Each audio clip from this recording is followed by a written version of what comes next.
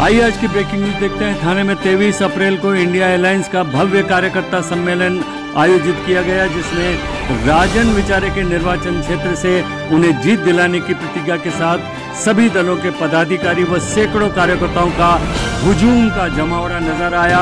Hall खचाखच भरा हुआ दिखा और नारों की गूंज के साथ राजन विचारे को बहुमत से प्रचंड जीत दिलाने की प्रतिज्ञा ली गई। उनमें से कुछ नेताओं से हमने बात की। आइए जानते हैं क्या रही प्रतिक्रिया। चुनाव चल रहा है। पहले चरण में करीब विदर्भ के 5 जगह पे चुनाव हुआ है और 5वें चरण में कोंकण और मुंबई में चुनाव होने वाले हैं। तो आज थाना लोकसभा के उम्मीदवार माननीय राजन विचारी जी की प्रचार के संदर्भ में पूरे मतदार संघ के कार्यकर्ता प्रमुख पदाधिकारियों का, इंडिया गठबंधन के सभी नेतागण का आज मेळावा है और इस मेळावे में आगे की रणनीति तय होगी, क्योंकि शिवसेना, ओरिजिनल शिवसेना, ओरिजिनल राष्ट्रवादी कांग्रेस, आम आदमी पार्टी और सभी सहयोगी दलों ने जब से ऐलान हुआ था बम्बई में इंडिया अलायंस का, तभी से काम करना शुरू किया है। लेकिन 29 तारीख को पर्ची भरना है, बाद में बूथ मैनेजमेंट, बूथ लेवल की ऐसी अलग अलग एक्टिविटीज़ है, उसके बारे में चर्चा होगी और सभी के साथ में बातें सुनी जाएगी, एक प्लॅनिंग होगा। या ठिकाणी इंडिया आघाडीचे शिवसेना ठाकरे गटाचे उमेदवार राजन विचारे साहेब यांना या ठिकाणी ठाण्यामधून चांगला प्रतिसाद भेटत आहे। त्यासाठी त्यांच्या खांद्याला खांदा लावून समोरचे काँग्रेस असेल, राष्ट्रवादी, शरद पवार गट असेल, अनेक घटक पक्ष त्यांच्याबरोबर आहेत। अजून ठाण्यामध्ये शिवसेनेचा त्यांच्यासमोर कुठलाही उमेदवार अजून निश्चित झालेला नाही। त्याच्यामुळे राजन विचारे साहेब यांचा विजय निश्चित आहे। त्याच्यामुळे आपण सगळ्यांनी त्यांच्या पाठीमागे उभं राहून त्यांना आपला विजयाची आपण कसं त्यांना मतामध्ये परिवर्तन होईल यासाठी आपण सगळ्यांनी या ठिकाणी वज्रमूठ केलेली आहे। त्यासाठी आपण या ठिकाणी एक संघटनात्मक आढावा बैठक आयोजित केलेली आहे। त्यासाठी या ठिकाणातून चांगला प्रतिसाद भेटत आहे। आपलं नाव विशाल गाडीलकर। अब 400 पार के नारे लग रहे हैं और 400 पार होने के बाद संविधान बदलने की भी ये लोग ने प्लानिंग किए हुए हैं और जो संविधान हमारे बाबा साहब अम्बेडकर ने लिखा है वो संविधान आज खतरे में है। आज पूरे देश खतरे में है। आप देख रहे हैं जो आप ज़्यादातर हमारे अरविंद केजरीवाल जी, जो उन्होंने एक पूरे देश को शिक्षित करना चाहा और पूरे देश में हेल्थ एजुकेशन फ्री करना चाहा, इसके कारण आज उनको एक किसी के बोलने से उनको ईडी ने अंदर रखे है। तो आज हम सबको, मुझे ऐसा लगता है कि आज़ादी की दूसरी लड़ाई है। आप देख सकते हैं जोश व खरोश के साथ में सारे कार्यकर्ता वहाँ मौजूद थे। हॉल में पैर रखने की जगह नहीं थी, इतनी सारी कार्यकर्ताओं का वहाँ जमावड़ा था और कई कार्यकर्ता तो घंटों वहाँ खड़े रहे और सभा को सफल बनाया। आइए सुनते क्या मुवमेंट नाही केली, जर आपण ऍक्टिव्ह नाही राहिलो तर उद्या हे बिल येऊन पण जाणार। उद्या त्यांची गव्हर्नमेंट ते लोक काय काय पाहिजे तसं करणार। हाच एक राईट टाइम आहे जिकडे आपण आपल्या माणसांना वोट करू शकतो, हक्कानी त्यांना निवडून आणू शकतो आणि करेक्ट रिप्रेझेंटेशन करू शकतो, ज्याच्याने आपल्याला आपल्या फ्युचरसाठी चांगलं राहणार। नाहीतर उद्या ही एक प्रकारची इमर्जन्सीच लागू होणार आहे। ही जी भारत जोडो अभियान जे आहे हे सर्व सामाजिक संघटनांनी एकत्र येऊन स्थापन केलेलं अभियान आहे। आमच्यापैकी कित्येक सामाजिक संघटना अशा विचारांच्या असतात की आपलं राजकारणामध्ये इंटरफेअर करणं आपलं काम नाही, आपलं काम हे केवळ जनतेचे, सामान्य जनतेचे प्रश्न सोडवणं हे आपलं काम। सन्माननीय कुमारजी देवकर,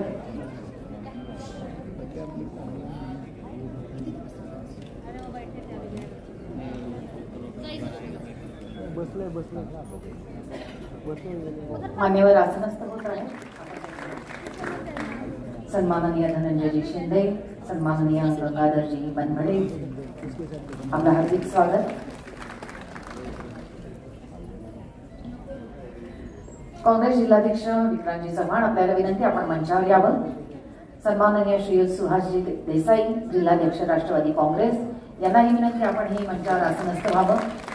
सन्माननीय विठ्ठलजी मोरे, जिल्हा प्रमुख नवी मुंबई, सन्माननीय द्वारकानाथजी भोईर, जिल्हा प्रमुख, आपल्याला विनंती आपण मंचावर यावं। सन्माननीय प्रभाकरजी म्हात्रे, कृपया आपण मंचावर आसनस्थ व्हावं. सन्माननीय केदारजी दिल्ले साहेब आपण ही मंचावर आसनस्थ व्हावं. सन्माननीय सतीशजी सलुजा आपल्याला विनंती आपण ही मंचावर यावं. सन्माननीय संभाजी ब्रिगेडचे श्रीयुत चंद्रशेखर पवार यांना विनंती आपण ही मंचावर स्थानापन्न. काही ज्येष्ठ मंडळी सुद्धा उभी आहे. कृपया आपण बाल्कनीमध्ये जाऊन आसनस्थ व्हावं. वरती आपली बसण्याची व्यवस्था आहे.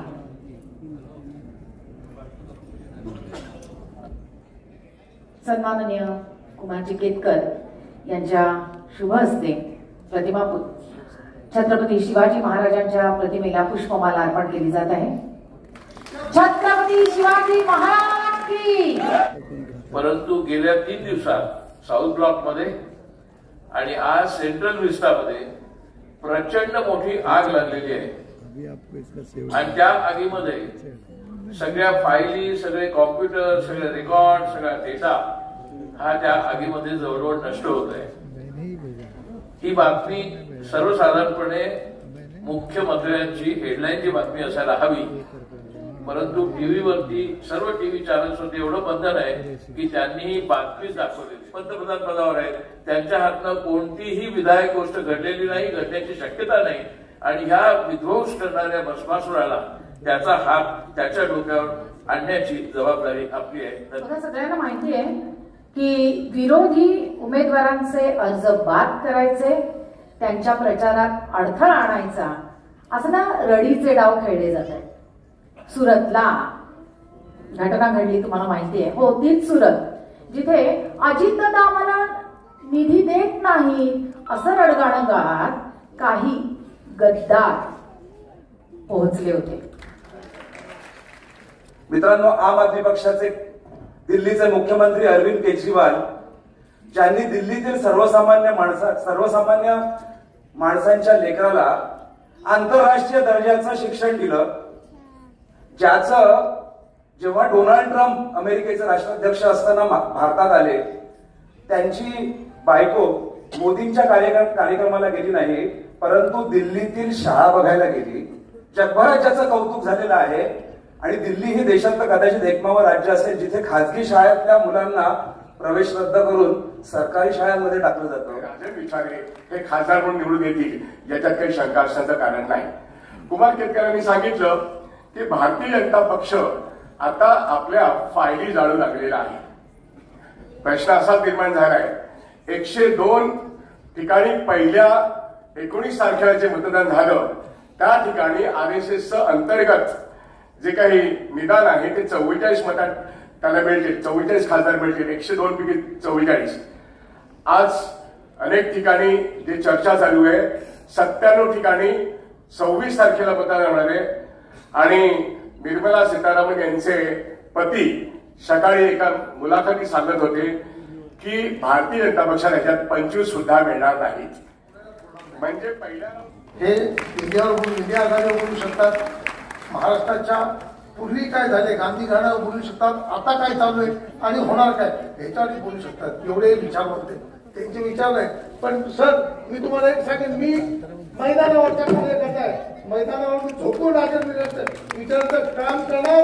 मी पवार साहेबांचे विचार घेऊन आणि आव्हाड साहेबांचा सैनिक ते आम्ही इथे बसलेलो ते मैदानावर कुठे उतरले त्यात आम्ही कुठेही कमी पडणार नाही. ही तुम्हाला ही आम्ही ग्वाही देतो आजच्या सभेमध्ये.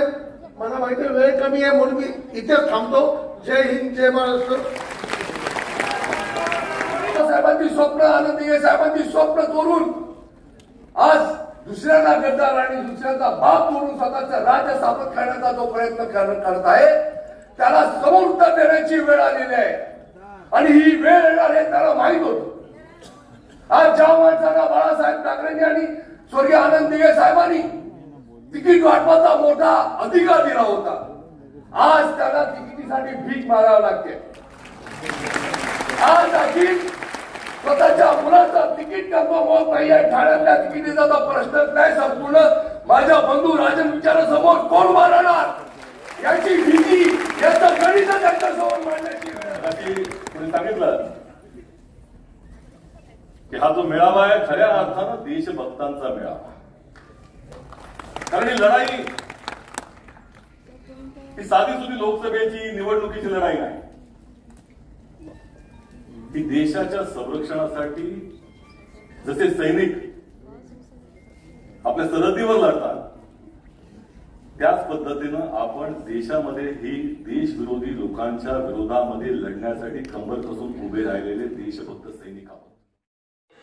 सभा में पीपीटी के जरिए राजन विचारे जी ने अपनी बात रखते हुए नए और पुराने कार्यकर्ताओं को ये बताने की कोशिश की कि अब तक उन्होंने जिन लोगों ने उनको चुन के भेजा उनके लिए अपने चुनाव क्षेत्र में अब तक क्या कार्य किए, और इस तरीके से उन्होंने कार्यकर्ताओं को जानकारी दी और अपने बारे में भी उन्होंने 2 शब्द कहे। सर्वच मताने निवडून दिलं, त्या सर्व मतदारांनी जो विश्वास माझ्यावर टाकला त्याबद्दल मी धन्यवाद देतो आणि या विश्वासाला नक्कीच मी पात्र ठरेन। तुम्हाला सांगायला आनंद वाटतो की गेल्या 10 वर्षात मी जे काही वचननामा दिला होता तो वचननामा जवळजवळ 99% मी पूर्ण केलेला आहे। जे असेल तर मला वाटतं या निवडणुकीमध्ये आपण खऱ्या अर्थाने 20 तारखेला या मशाल या चिन्हावरती आपण बटन दाबून त्या ठिकाणी मला तिसऱ्यांदा खासदार म्हणून काम करण्याची संधी द्याल असा विश्वास या ठिकाणी व्यक्त करतो।